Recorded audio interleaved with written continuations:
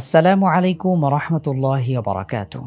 বিসমিল্লাহ আলহামদুলিল্লাহ ওয়াসসালাতু ওয়াসসালামু আলা রাসূলিল্লাহ ওয়া বা'দ। সম্মানিত দিনী ভাই এবং বোনেরা, আলহামদুলিল্লাহ, যাবতীয় সকল প্রশংসা মহান আল্লাহ সুবহানাহু ওয়া তাআলার জন্য। সালাত ও সালাম বর্ষিত হোক বিশ্বনবী হযরত মুহাম্মদ সাল্লাল্লাহু আলাইহি ওয়াসাল্লামের প্রতি, তার পরিবার পরিজন এবং সাহাবীদের প্রতি। দেখতে দেখতে আমরা আমাদের ধারাবাহিক হাদিসের দার্সের আজকে আমরা ১৯তম দার্স নিয়ে হাজির হয়েছে। চলুন আমরা সরাসরি হাদিসে চলে যাই। আজকে আমরা দেখব ইনশাআল্লাহ সবকিছু আল্লাহ সুবহানাহু ওয়া তাআলার কাছেই চাওয়ার ব্যাপারে এবং তার তাকওয়া অবলম্বনের ব্যাপারে কি বলা হচ্ছে, আমরা এই ব্যাপারে হাদিস দেখব। হাদিসটা একটু বড়, আমরা পড়ছি ইনশাআল্লাহ।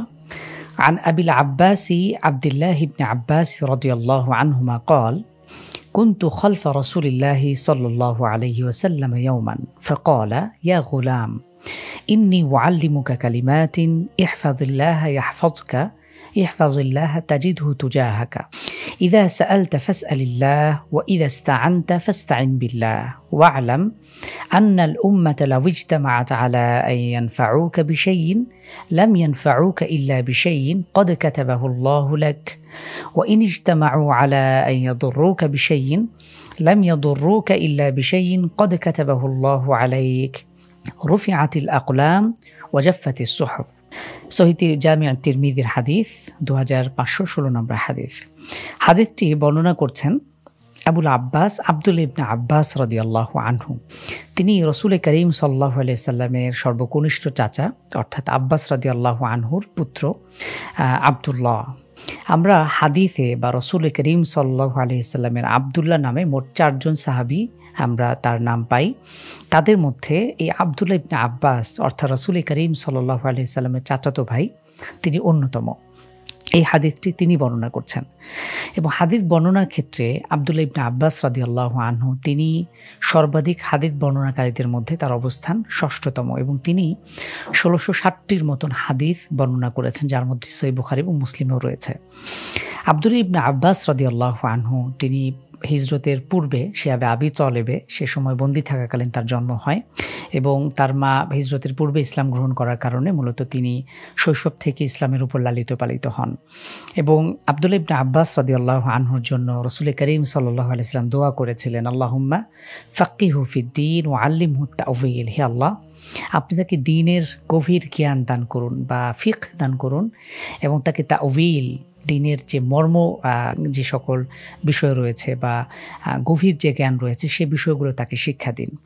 এই দোয়ার বদৌলতে আমরা দেখি আব্দুল্লাহ ইবনে আব্বাস রাদিয়াল্লাহু আনহু একাধারে তিনি মুহাদ্দিস এবং ফাকিহ এবং তিনি রাইসুল মুফাসসিরিন ছিলেন। বলতে গেলে সকল মুফাসসিরদের তিনি অন্যতম প্রধান ছিলেন। তার তাফসির আমরা কিছু অংশ আমরা এখনও পাই। তাফসিরে আব্দুল্লাহ ইবনে আব্বাস তার তাফসির রয়েছে, বাংলা অনুবাদও রয়েছে, আমরা দেখতে পারি। আব্দুল্লাহ ইবনে আব্বাস রাদিয়াল্লাহু আনহু শেষ পর্যন্ত তিনি বসরার গভর্নর হিসেবে নিযুক্ত ছিলেন এবং 68 হিজরিতে তিনি মৃত্যুবরণ করেন রাদিয়াল্লাহু আনহু। তো তিনি হাদিসটি বর্ণনা করছেন, আমি রাসূল করিম সাল্লাল্লাহু আলাইহি ওয়াসাল্লামের পেছনে একদিন অবস্থান করছিলাম। কুনতু খালফা রাসূলিল্লাহি সাল্লাল্লাহু আলাইহি ওয়াসাল্লাম ইয়াওমান ফাকালা। সে সময় রাসূল করিম সাল্লাল্লাহু আলাইহি ওয়াসাল্লাম তাকে উদ্দেশ্য করে বললেন, ইয়া গুলাম, হে বালক, হে ছেলে, ইন্নী উআল্লিমুকা কালিমাতিন, আমি তোমাকে কয়েকটি কথা শিখিয়ে দিচ্ছি, কয়েকটি বিষয়ে তোমাকে আমি শিক্ষাদান করছি। ইহফাজিল্লাহ ইয়াহফাজকা। এই কয়েকটি কথার মধ্যে আমরা এই হাদিসে বেশ কিছু বিষয়ে আমরা দেখব ইনশাআল্লাহ। তো নবী সাল্লাল্লাহু আলাইহি ওয়াসাল্লাম আব্দুল্লাহ ইবনে আব্বাস রাদিয়াল্লাহু আনহুকে যে নসিহাগুলো করছিলেন তার মধ্যে প্রথম হলো ইহফাজিল্লাহ ইয়াহফাজকা, তুমি আল্লাহকে হেফাজত করো, আল্লাহ তোমাকে হেফাজত করবেন। এখন প্রশ্ন হলো আল্লাহকে আমরা কিভাবে হেফাজত করতে পারি? এর হাদিসের ব্যাখ্যা হলো আমরা আল্লাহ সুবহানাহু ওয়া তাআলা তার তাওহীদ, তার প্রতি একনিষ্ঠ ঈমান আনতে হবে এবং আল্লাহ সুবহানাহু ওয়া তাআলা যে সকল বিধানগুলো রয়েছে, তার হালাল এবং হারামের যে সকল বিধান আমাদেরকে দিয়েছেন সেগুলোকে যথাযথভাবে সংরক্ষণ করতে হবে, আমাদেরকে মানতে হবে। তাহলেই আল্লাহ সুবহানাহু ওয়া তাআলাকে আমরা হেফাজত করতে পারি। এর বিনিময়ে আল্লাহ সুবহানাহু ওয়া তাআলা আমাদেরকে হেফাজত করবেন। এর পরবর্তী বাক্যে রাসূল করিম সাল্লাল্লাহু আলাইহি ওয়াসাল্লাম ইরশাদ করছেন, ইহফাজিল্লাহ তাজিদহু তুজাহাকা, তুমি আল্লাহকে হেফাজত করো।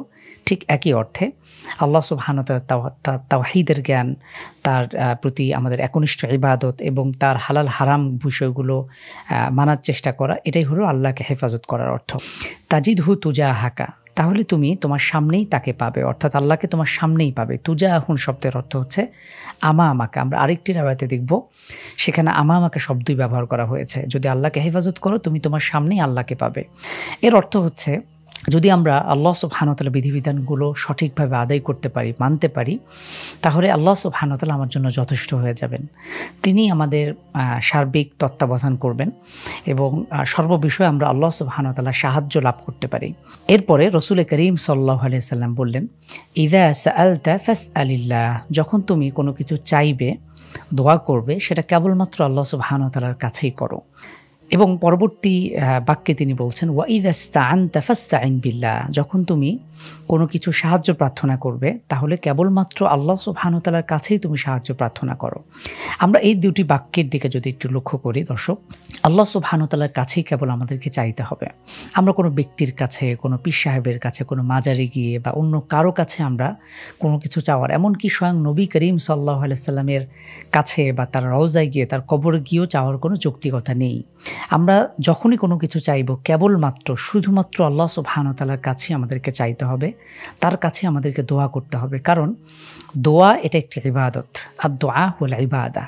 সুতরাং ইবাদত কেবলমাত্র আল্লাহ সুবহানাহু ওয়া তাআলার জন্য, কোনো ব্যক্তির জন্য, এমনকি কোনো রাসূলের জন্য, আমাদের প্রিয় নবীজি সাল্লাল্লাহু আলাইহি সাল্লামকে উদ্দেশ্য করে আমরা কিন্তু দোয়া করতে পারি না। কেবলমাত্র আল্লাহ সুবহানাহু ওয়া তাআলার কাছেই আমাদেরকে চাইতে হবে। তিনি চাইলেই কেবলমাত্র আমরা সেটা অর্জন করতে পারি। এজন্য যারা মাজারে গিয়ে, কোনো পীর সাহেবের কাছে গিয়ে, কোনো দরগায় গিয়ে যারা এই ধরনের চান, তারা নিঃসন্দেহে শিরকে লিপ্ত আছেন। আল্লাহ তাআলা আমাদেরকে হেফাজত করুন। আল্লাহ সুবহানাহু ওয়া তাআলা এখানে যে নির্দেশ দিয়েছেন, যখন তোমরা সাহায্য প্রার্থনা করবে অবশ্যই আল্লাহ সুবহানাহু ওয়া তাআলার কাছেই তোমাদেরকে সাহায্য প্রার্থনা করতে হবে।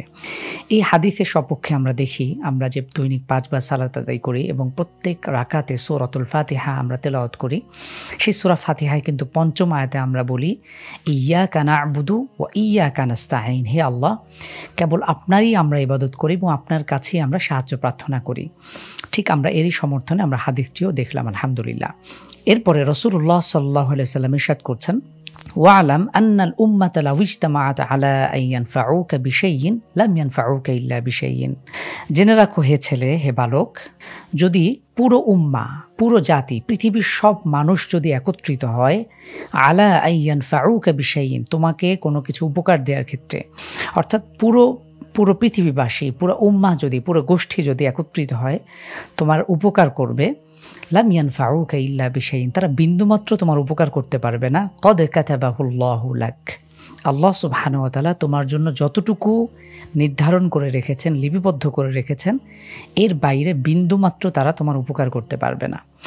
পরে আয়াতে ঠিক এর বিপরীত রাসূল করিম সাল্লাল্লাহু আলাইহি ওয়াসাল্লাম বর্ণনা করছেন, ওয়া ইন ইজতামাউ আলা আন ইয়াদুররুকা বিশাইইন লাম ইয়াদুররুকা ইল্লা বিশাইইন কদ কাতাবাহুল্লাহু আলাইক, যদি পুরো জাতি, পুরো উম্মাহ যদি তারা সকলেই একত্রিত হয় তোমার ব্যাপারে কোনো ক্ষতি সাধনের উদ্দেশ্যে, তোমাকে ক্ষতি করবে এমন কোনো উদ্দেশ্যে, লাম ইয়াদুররুকা ইল্লা বিশাইইন, বিন্দুমাত্র তোমার ক্ষতি করতে পারবে না। কদ কাতাবাহুল্লাহু আলাইক, যতটুকু আল্লাহ সুবহানাহু ওয়া তাআলা তোমার জন্য লিপিবদ্ধ করে রেখেছেন। অর্থাৎ আমরা বুঝতে পারলাম যে আমাদের তাকদীরে যতটুকু রয়েছে, অর্থাৎ আল্লাহ সুবহানাহু ওয়া তাআলার হাতেই কিন্তু সব রকম ভালো মন্দের সব রকম বিষয় আল্লাহ সুবহানাহু ওয়া তাআলার হাতেই ন্যস্ত রয়েছে।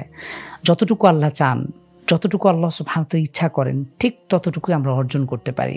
পুরো পৃথিবীবাসী একত্রিত হয়েও যদি কোনো বিষয় কামনা করে, কোনো কিছু চায়, কোনো ব্যক্তির ব্যাপারে ক্ষতি সাধন করতে চায়, তাহলে বিন্দুমাত্র তারা সফল হতে পারবে না, যতটুকু আল্লাহ সুবহানাহু ওয়া তাআলা চান।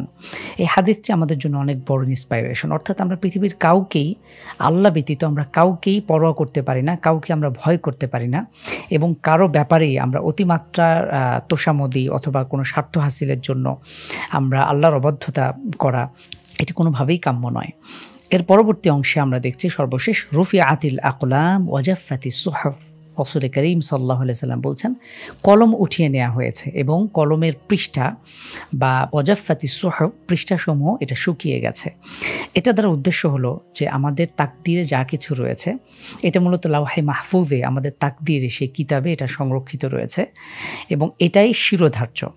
যা কিছু লিপিবদ্ধ আছে আমার তাকদীরে যেটা রয়েছে সেটা হবেই হবে। এটাকে পরিবর্তন করার সাধ্য আসলে পৃথিবীর কারণে।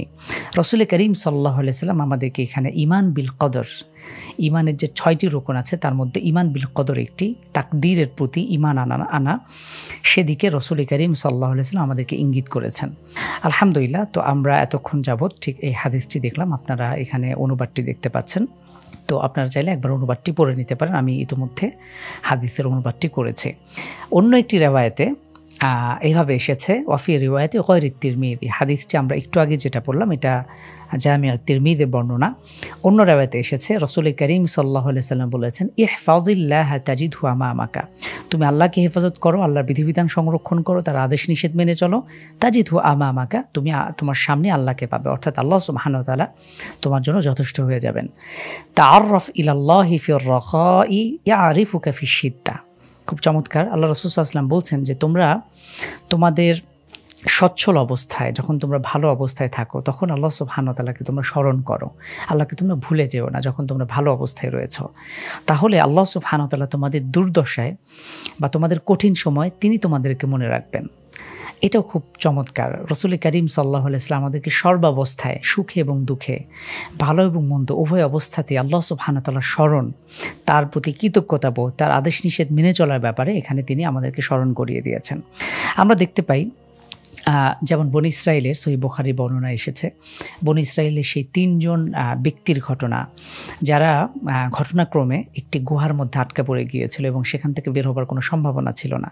সেই 3 জন ব্যক্তি একে একে প্রত্যেকেই তাদের নিজেদের সৎ আমলের মাধ্যমে আল্লাহ সুবহানাহু ওয়া তাআলার কাছে দোয়া করলেন। তাদের মধ্যে একজন ব্যক্তি ছিলেন যিনি পিতামাতার সাথে সদাচার করতেন, অর্থাৎ তিনি দিনভর মাঠে ময়দানে কাজ করে তিনি রাত্রি শেষে ঘরে ফিরে সবার আগে পিতামাতাকে তিনি দুধ পান করাতেন, এছাড়া কেউই পান করতো না। এর মাধ্যমে তিনি আল্লাহর কাছে দোয়া করেন এবং আল্লাহ তাআলা তার দোয়া কবুল করেন। আরেকজন ব্যক্তি ছিলেন যিনি অল্প টাকায় একজন মজুরি নিয়োগ দিয়েছিলেন, একজন মজুর, একজন কৃষক। সে ব্যক্তি তার পাওনা না নিয়ে চলে যান এবং অনেক দিন পরে সে যখন ফিরে এসে তার পাওনা চান, তখন সেই ব্যক্তি তার সেই অর্থকে কাজে লাগিয়ে অনেক গরু এবং রাখালের অধিকারী হন এবং সব কিছুই তিনি সেই ব্যক্তিকে ফেরত দেন এবং এটা সম্পূর্ণ আল্লাহ সুবহানাহু ওয়া তাআলার সন্তুষ্টির জন্যই তিনি করেছিলেন। আরেকজন ব্যক্তি যিনি তার চাচাতো বোন, তার সাথে খারাপ কিছু করবার আগেই তিনি সেখান থেকে নিজেকে সংবরণ করেন এবং এটি কেবলমাত্র আল্লাহ সুবহানাহু ওয়া তাআলার জন্যই করেছিলেন। এই উদ্দেশ্যে তিনি যখন দোয়া করেন আল্লাহ সুবহানাহু ওয়া তাআলা তাদের দোয়া কবুল করেছিলেন। অর্থাৎ তারা যেই স্বাভাবিক অবস্থায় বা তারা যখন সুস্থ ছিল তখন যেহেতু আল্লাহ তাআলার কাছে দোয়া করেছেন, বিনিময়ে তারা যখন কঠিন মুহূর্তে রয়েছে ঠিক সে সময় আল্লাহ সুবহানাহু ওয়া তাআলা তাদের দোয়া কবুল করেছিলেন। এরপরে রাসূলুল্লাহ সাল্লাল্লাহু আলাইহি ওয়াসাল্লাম ইরশাদ করছেন, ওয়া আলাম আন্নামা আখতাআকা লাম ইয়াকুন লিয়ুসিবাক, জেনে রাখো যেটা তোমার হাতছাড়া হয়ে গিয়েছে বা যেটা তুমি পাওনি, লাম ইয়াকুন লিয়ুসিবাক, এটা তোমার নসিবে ছিল না, এটা তোমার তাকদীরে ছিল না। ওয়ামা আসাবাকা লাম ইয়াকুন লিয়ুখতিআক, আর যেটা তোমার অর্জন হয়েছে, যেটা তুমি পেয়েছো, সেটা তোমার মূলত পাওয়ারই ছিল, অর্থাৎ এটা হারাবার কিছু ছিল না। আমাদের তাকদীরে যেটা রয়েছে, অর্থাৎ আমি যা অর্জন করব সেটা আমার হবেই হবে, আর যেটা আমার তাকদীরে নেই সেটা আসলে সব কিছুর বিনিময়ে হলেও আমি সেটা অর্জন করতে পারবো না। এরপর রাসূল সাল্লাল্লাহু আলাইহি ওয়াসাল্লাম 3টি বাক্যের দিকে ইঙ্গিত করেছেন, ওয়া আলাম আন্না নাসরা মা'আস সাবরি, জেনে রাখো নিশ্চয়ই সাহায্য বা আল্লাহর নুসরত রয়েছে সবরের সাথে, সবর করলেই আল্লাহ সুবহানাহু ওয়া তাআলা সাহায্য আমরা পেতে পারি। দ্বিতীয়ত তিনি বলেছেন, ওয়া আন্নাল ফারাজা মা'আল কারবি, দুঃখের সাথে আমাদের স্বস্তি রয়েছে, কষ্টের সাথে আমাদের স্বাচ্ছন্দ্যতা রয়েছে। ওয়া আন্না মা'আল উসরি ইসরা, এটাও ঠিক অনেকটা একই রকম, অর্থাৎ কষ্টের সাথে আমাদের সুখ রয়েছে বা সুখের সাথে আমরা যেমনটা বলি দুঃখ রয়েছে, অনেকটা পরস্পর একই রকম বাক্য। তাহলে প্রিয় দর্শক, আমরা আলহামদুলিল্লাহ হাদিসে বেশ কিছু বিষয় আমরা জানতে পারলাম। রাসূল করিম সাল্লাল্লাহু আলাইহি ওয়াসাল্লাম তার চাচাতো ভাই আব্দুল্লাহ ইবনে আব্বাস রাদিয়াল্লাহু আনহুকে খুব চমৎকারভাবে কয়েকটি বিষয় সম্পর্কে তিনি ইঙ্গিত করেছেন এবং প্রত্যেকটাই খুবই গুরুত্বপূর্ণ। আমরা যদি আমাদের তাকদীরের উপর নির্ভর করি তাহলে আমাদের জীবনে অনেকটাই হতাশা, আমাদের ডিপ্রেশন, আমাদের ফ্রাস্ট্রেশন এগুলো অনেকটাই কমে যেতে পারে। আমাদের তাকদীরে যা আছে সেটা হবারই, সেটাই হবে এবং এটাই স্বাভাবিক। পৃথিবীর কোনো কিছুর বিনিময়ে আমরা আসলে এই তাকদীরকে চেঞ্জ করব বা পরিবর্তন করব এই সাধ্য আসলে কারণে। এভাবে রাসূল করিম সাল্লাল্লাহু আলাইহি ওয়াসাল্লাম শুরুর দিকে আমাদেরকে বলেছে, ইত্তাকিল্লাহ হাইথুমা কুনতা, যেখানেই থাকো না কেন আল্লাহকে ভয় করো। তো দর্শক, আমরা আজকের হাদিস থেকে খুবই গুরুত্বপূর্ণ কিছু লেসন পেয়েছি। আল্লাহ সুবহানাহু ওয়া তাআলা আমাদেরকে এই কথাগুলো অনুযায়ী আমল করার তৌফিক দান করুন, এই প্রত্যাশা নিয়ে আজকের মতন এখানে বিদায় নিচ্ছি। ইনশাআল্লাহ দেখা হবে আমাদের পরবর্তী হাদিসে। আসসালামু আলাইকুম ওয়া রাহমাতুল্লাহি ওয়া বারাকাতুহু।